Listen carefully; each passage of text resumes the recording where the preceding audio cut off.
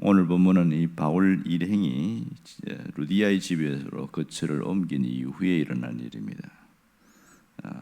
이때에 기도하는 곳으로 가는데 한 여인을 만나게 됩니다.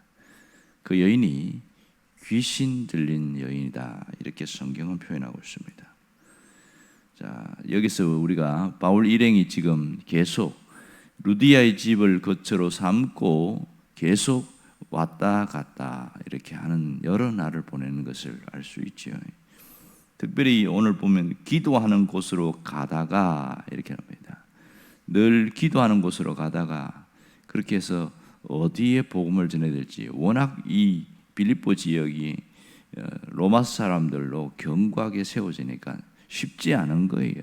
그 로마 사람들에게 복음 전하기가 쉽지 않은데, 기도하는 곳을 가다가 이 여인을 만났는데 귀신 들린 여종이다, 이렇게 표현하고 있습니다.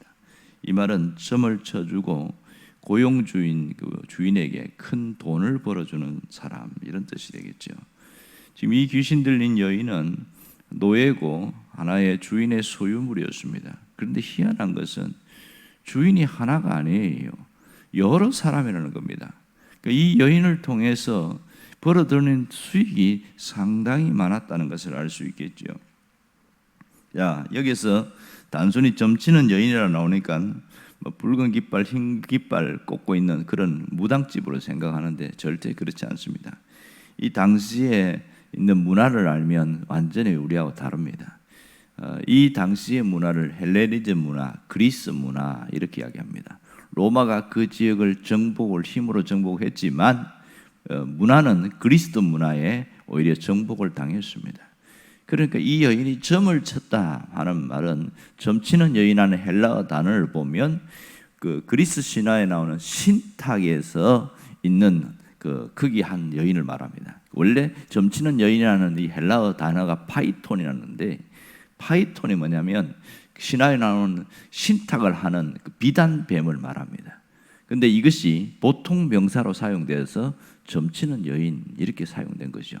그러니까 우리식으로 이야기하면 신이 내려서 그 신이 용한 점을 치는 그런 여인이었다.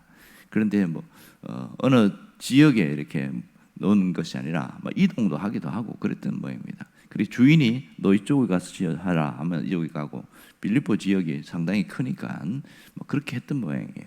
사람들이 이 여인 옆에 많이 오고 가고 하고 또 돈을 주고 점을 치는데 굉장히 잘 맞히는 거예요. 그래서 주인이 하나가 아니라 여럿이었습니다. 문제는 바울 일행들이 지나갈 때마다 소리를 지르는 거예요. 그것도 한 번이 아니고 계속 여러 날, 하여튼 지나가면 어디 기가 막히게 그 길에 어떻게 있었는지 갈 때마다 소리를 지르는데, 이 뭐라고 소리를 질렀냐, 이 얘기 들어보면 상당히 복음적으로 들려요. 17절에 보면 그가 뭐라고 소리 질렀냐면, 지극히 높은 하나님의 종으로서 구원의 길을 너희에게 전하는 자여, 이렇게. 그러니까 바울 일행을 보면서 이 사람들은 지극히 높은 하나님의 종인데 구원의 길을 전한다. 그냥 액면 그대로 보면 상당히 복음적이고 대단히 뛰어난 모습입니다. 그런데 이것도 하루 이틀이 아니죠. 18절에 보면 여러 날 그렇게 하는 것을 봅니다.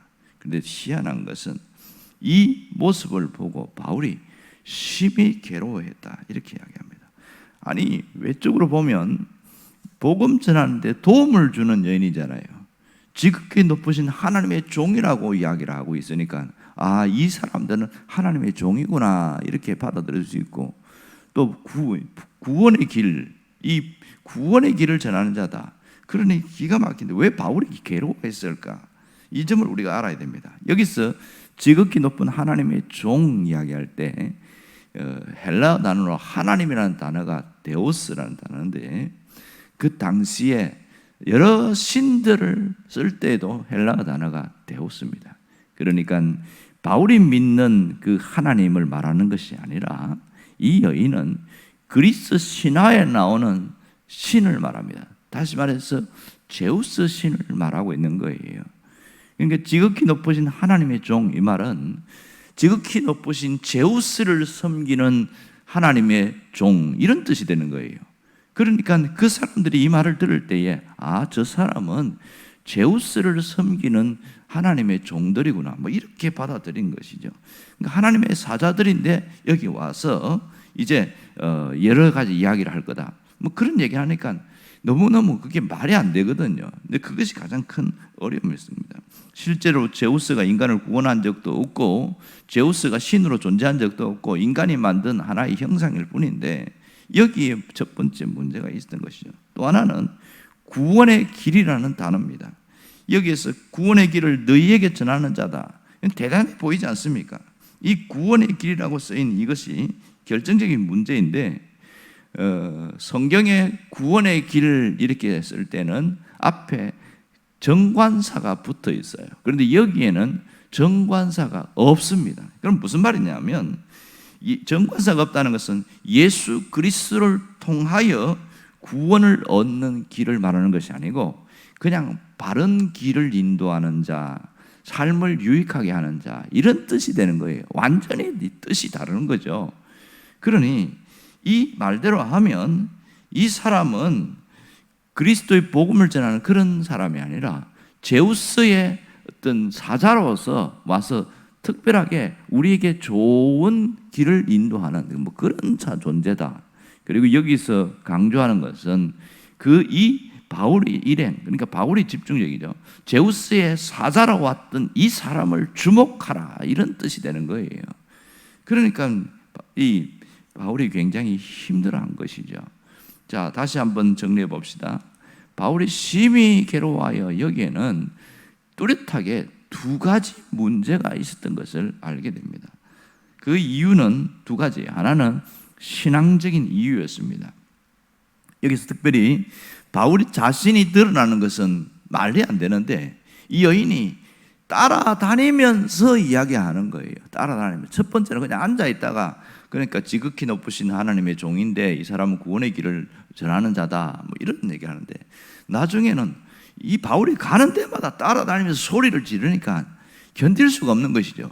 이 강조점이 어디에 있냐면 하나님이 아니고 제우스였고, 또 하나는 바울을 드러내는 거예요. 끊임없이 바울을 드러내는 거예요. 이게 문제였던 겁니다. 결국은 복음을 전해야 되는데 이 복음이 아니라 인간이라는 것을 드러내게 되니까 이 바울이 제대로 복음을 전할 수가 없는 거예요. 또 하나는 신통력이에요. 이 여인이 하는 말은 사람들에게 주목을 끌게 대단했던 것이죠. 와, 그런 것도 알아맞히는가 보다.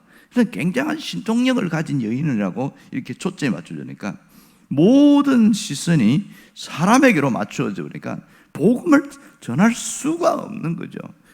그것 때문에 괴로워했고요. 또 하나는 이 로마인과의 충돌 때문입니다.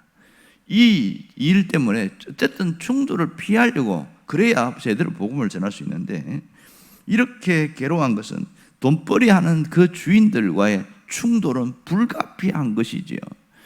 그런데 바울이 너무너무 괴로워하다가 결단을 내린 장면이 오늘 18절 하반절에 나옵니다. 그게 뭡니까? 이 귀신에게 뭐라고 그래요? 예수 그리스도의 이름으로 내게 명하노니 그에게서 나오라, 이렇게 소리를 질렀어요. 예수 그리스도의 이름으로 귀신에게 명령했습니다. 그러니까 제우스가 아니라 예수 그리스도를 드러내기 시작했습니다. 하나님, 예수 그리스도는 하나님이시며 삼일체 하나님으로서 구원을 위해서 이 땅에 오신 분임을 정한 것이죠. 성경은 딱 한마디만 나와 있는데 더 많은 얘기를 했을 수 있습니다. 그래서 어떤 일이 벌어졌어요? 귀신이 툭 튀어나와 버린 거예요. 귀신이 튀어나와 버리니까 뭐 정상과 이런 거에서는 안 나오는데 아마 여러 가지가 있었겠죠. 이 신통력이 다 사라져 버린 거예요. 주변에 여러 사람들이 있지 않았습니까? 우와, 대단하다. 그런데 거기에서 끝난 게 아니에요. 이 일 때문에 바울이 얼마나 고통을 당하는지 모릅니다. 억울하게 끌려가고 매질을 당하고 감옥에 들어가고, 이게 무슨 감옥 들어갈 일입니까? 이 엄청나게 불가피하게 로마인과의 충돌이 일어났고 어마어마한 고통을 당하게 되었습니다. 하지만 바울은 그것을 알면서도 그 여인에게 바른 복음도 전했을 것이고 예수 그리스도 이름을 드러낸 일에 자기 자신을 주저하지 않았다는 것을 알 수 있습니다. 여기서 정말 중요한 것은 오늘 우리에게 뭘 얘기하고 있냐? 우리가 언제나 예수 그리스도의 이름을 앞세우는 그러한 삶을 살아야 된다. 이걸 강조하고 있습니다. 예수 그리스도 외에 그 누구도 그 무엇도 앞세우는 것은 잘못된 것이죠. 그러니까 우리가 예수 이름을 앞세우면서 가다 보면 맞닥뜨려야 할 충돌이 생기기도 합니다. 예수 이름을 뒤로 다 물려보내고 나 자신, 예수 믿는 나 자신, 교회 다니는 나 자신을 나타내면 별로 충돌이 일어날 것도 없어요. 그러나 언제든 그리스도를 앞세우면 가끔 충돌도 일어나기도 해요. 하지만 그럼에도 불구하고 그 불이익을 감수할 줄 아는 자가 되는 것, 이것이 대단히 중요하다, 이런 얘기를 합니다. 왜 이게 중요하냐면 지금 우리가 교회가 점점 쇠퇴기에 흘러가고 있고 약해지고 있다, 그렇게 얘기를 하고 있어요. 하지만 우리 하나하나가 예수 이름을 앞세우면서 살아가게 될 때 다시 부흥의 시기가 오게 되고 교회는 새로워질 것이기 때문에 그렇습니다. 교회라는 것이 건물과 조직이 교회로 끝나는 게 아니라 성도 한 사람 한 사람이 교회잖아요. 그럼 내가 가는 그 곳마다 예수 그리스도의 이름을 앞세우고 말하는 것, 행동하는 것, 모든 것이 그리스도 중심으로 살아가게 되어지면 교회가 새로워질 수밖에 없는 것이죠. 그러므로 주님의 몸된 교회를 세우고 섬기고 일으키는 그 일을 위해서 내가 이러한 일에 게으르지 않고 마지막까지 그리스도를 앞세우는 자로 살아가리라, 이런 결단이 있게 되어지면 점점 새로워지는 것은 분명합니다. 정리하면 이런 거죠. 선 예수 그리스도, 후 교회, 뭐 그렇게 정리할 수 있겠죠. 그러니까 우리가 언제나 신앙 중심으로 산다고 하지만 내 이익과 맞닥뜨려지면 예수 그리스도는 뒤로 쑥 밀려나는 경우가 너무 많습니다. 그런 일들이 다반사로 일어나지요.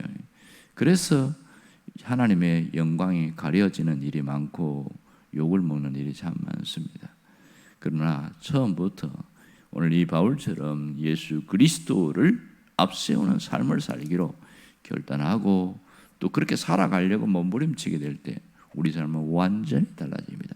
하나님이 주목하는 사람은 그냥 믿는 사람이 아니라 오늘 바울처럼 그리스도를 앞세우고 살아가는 사람입니다. 이런 사람을 통하여 하나님이 일을 하십니다. 그가 누구인가, 그가 얼마나 가졌는가, 그런 건 관심 없어요. 그가 어떤 중심으로 살아가는가, 그것만 주님이 관심 가질 뿐입니다. 그러므로 오늘 우리가 오늘 하루하루를 예수를 앞세우는 삶을 살기를 원합니다. 그런 마음, 그런 기도가 있기를 주의 이름으로 축원합니다. 기도하겠습니다.